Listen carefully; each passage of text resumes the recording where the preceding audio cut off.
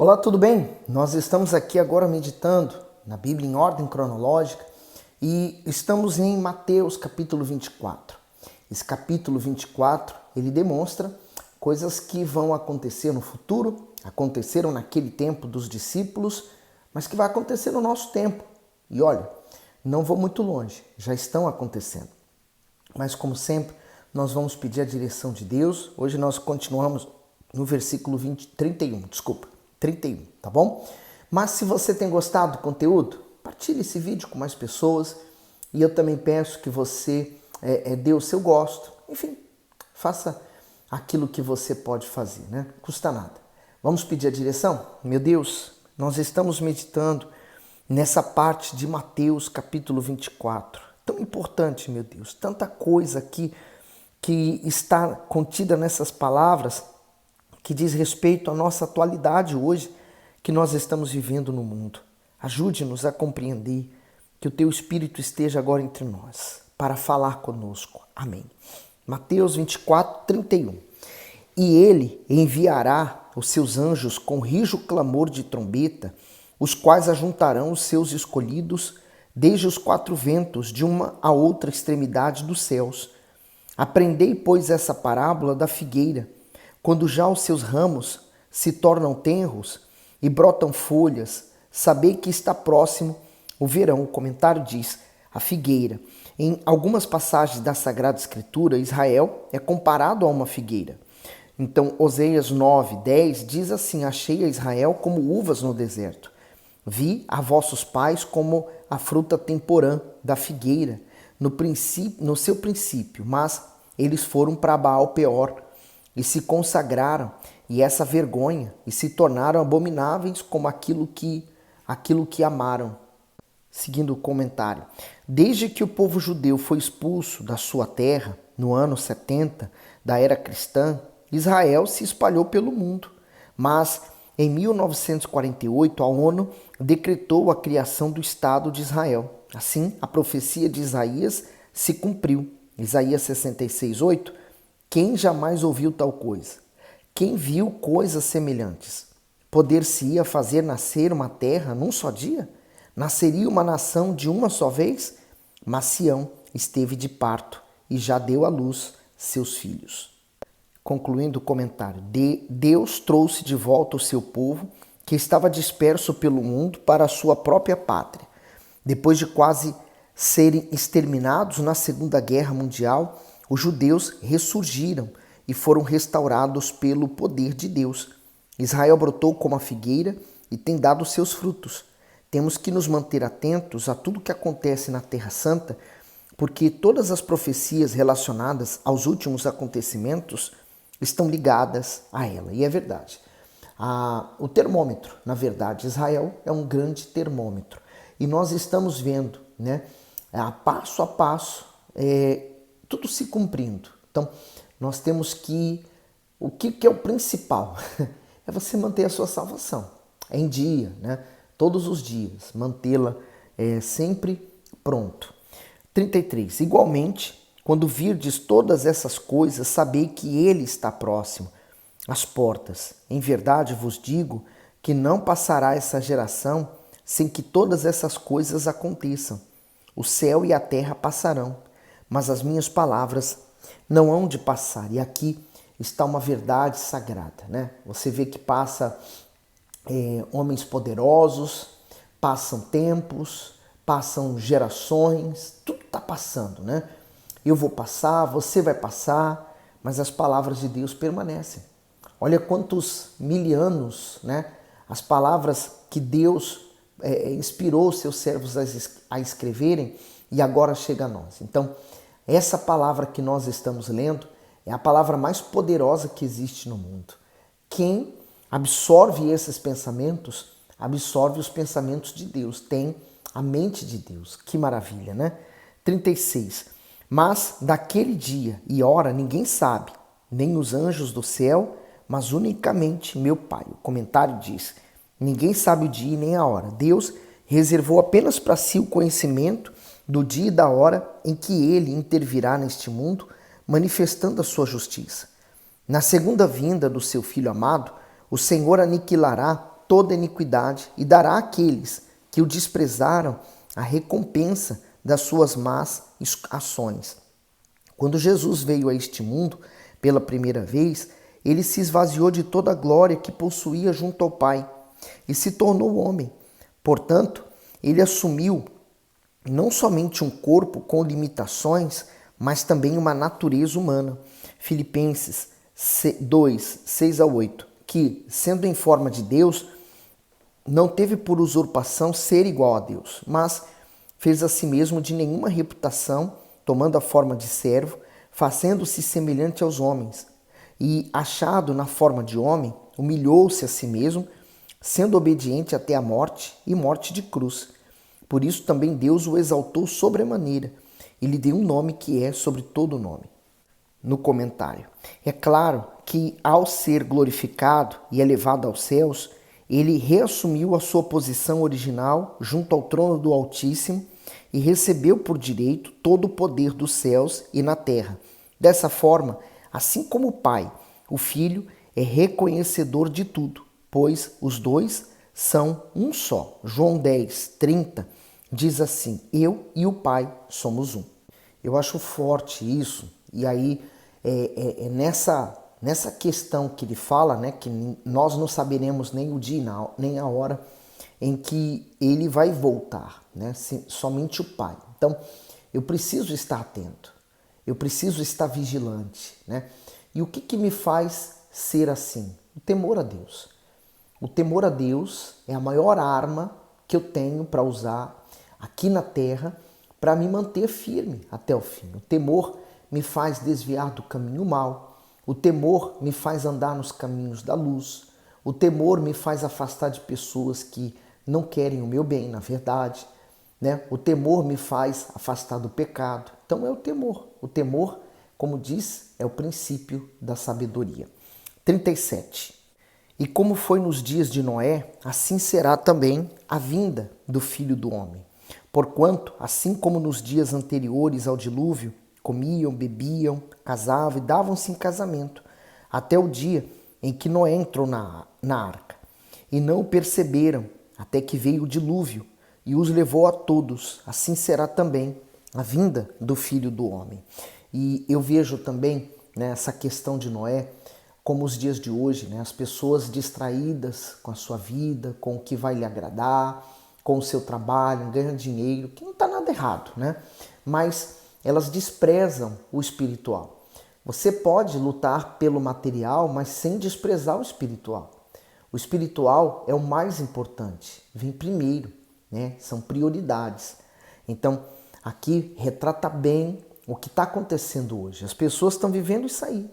Elas estão vivendo a vida delas para elas e se esquecendo de Deus. E a consequência que nós estamos vendo é a violência, é a morte, é a destruição, é o sofrimento, né?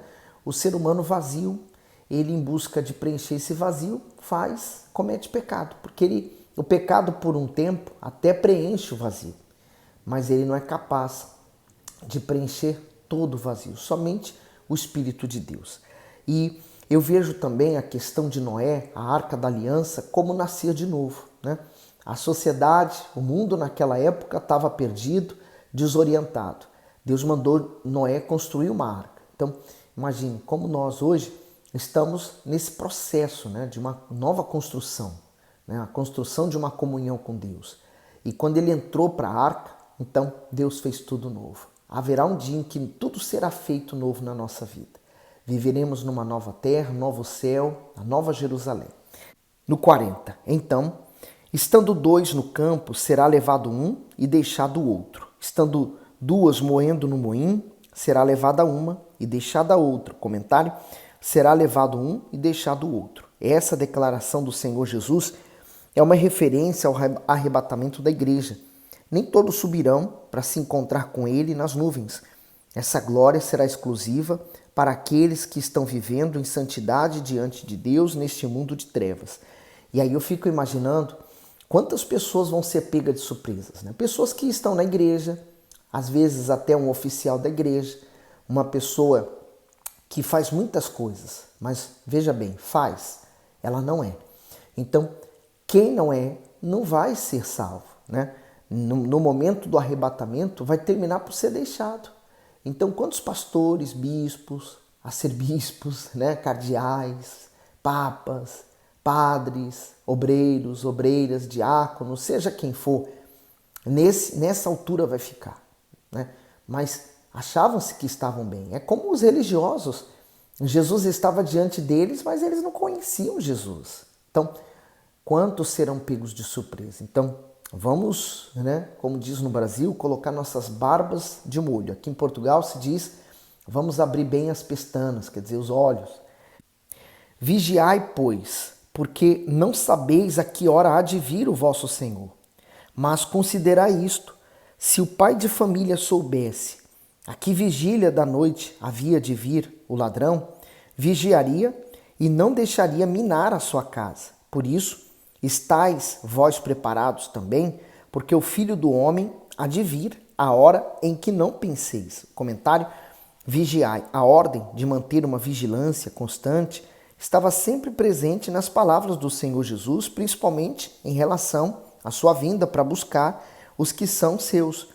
Antes que venha a grande tribulação, ele virá para buscar a sua igreja. Por isso, nos manda ficar atentos. O seu retorno ocorrerá de forma imprevisível e repentina. 1 Tessalonicenses 2:6. Porque vós mesmos sabeis muito bem que o dia do Senhor virá como ladrão de noite. Pois que, quando disserem a paz e segurança, então lhe sobrevirá repentina destruição, como as dores de parto, aquela que está grávida e de modo nenhum escaparão. Mas vós, irmãos, já não estáis em trevas, para que aquele dia vos surpreenda como um ladrão. Porque todos vós sois filhos da luz e filhos do dia. Nós não somos da noite nem das trevas. Não durmamos, pois, como os demais, mas vigiemos e sejamos sóbrios. Porque os que dormem, dormem de noite, e os que se embebedam, embebedam-se de noite. Mas nós, que somos do dia, sejamos sóbrios, vestindo-nos da couraça da fé e do amor e tendo por capacete a esperança da salvação. Então o apóstolo Paulo fala aqui aos Tessalonicenses algo muito profundo, forte e revelador, né? Então o dia do Senhor, para quem já sabe toda a verdade, não é como que eu posso dizer? Ele já sabe o que vai acontecer. Então para ele, ele tem que estar preparado, né? Diferente de, por exemplo, alguém que está no mundo, que não conhece nada, não sabe de nada, para ele precisa estar, ele precisa saber dessa verdade. Pronto, já sei como que eu vou falar isso. É como se eu tenho o remédio, o antídoto para aquele que está morrendo com veneno. Então, se eu tenho o remédio, eu vou dá-lo. Então, eu não vou morrer porque eu já tomei o antídoto. Então, essas pessoas que hoje não conhecem o Evangelho, elas estão morrendo com o veneno do pecado. Mas eu tenho o antídoto, você também tem. Então, agora imagine, eu tenho o antídoto, mas não tomo. Né? Que loucura, né? Mas quantas pessoas estão na igreja, apesar de saber da salvação, saber que Jesus morreu por elas, mas continuam ainda presas ao pecado. É isso. Continuando o comentário. O arrebatamento é a primeira fase da segunda vinda do Senhor, do nosso Senhor. Com certeza, muitos ficarão por não estarem atentos. Há pessoas que estão fracas espiritualmente, mesmo estando dentro de uma igreja. E há outras que até fazem a obra de Deus, mas não estão vivendo em obediência à sua palavra. Estas serão deixadas para trás, pois não estão prontas para se encontrar com Ele nos ares. E eu só entendo isso. Estais vós preparados. Né? Você está preparado? É como a pessoa que sai de casa. Né? Você tem o costume de sair de casa e deixar tudo arrumado, tudo no lugar, porque pode ser que você não volte mais. Né? Há pessoas que, se alguém for de surpresa na casa dela, tem que esperar um pouco até ela arrumar aquela bagunça. Mas e você? Né? E assim temos que ser nós com relação à nossa vida. Como é que está a sua bagagem espiritual? Está pronto? Então, vigie bem, né? Pense bem. Não se deixe guiar pelas modas, pelo pensamento desse mundo. vigie para que você seja salvo e não pego de surpresa. Então, estais vós preparados. 45. Quem é, pois, o servo fiel e prudente, a quem o seu senhor constituiu sobre os seus servos para lhe dares o sustento a seu tempo? Bem-aventurado aquele servo que o seu senhor, quando vier, achar fazendo assim. Então, se você, eu, nós, como servos de Deus, recebemos tudo dele, a palavra, o nome, a autoridade, o poder para viver neste mundo, o Espírito Santo, né? Então, nós temos tudo para servi-lo e seguir nesse caminho sem se desviar dele. Então, quando ele voltar, como que ele nos achará? Porque nada é nosso, né? E aí ele diz no 47, em verdade vos digo que o porá sobre todos os seus bens.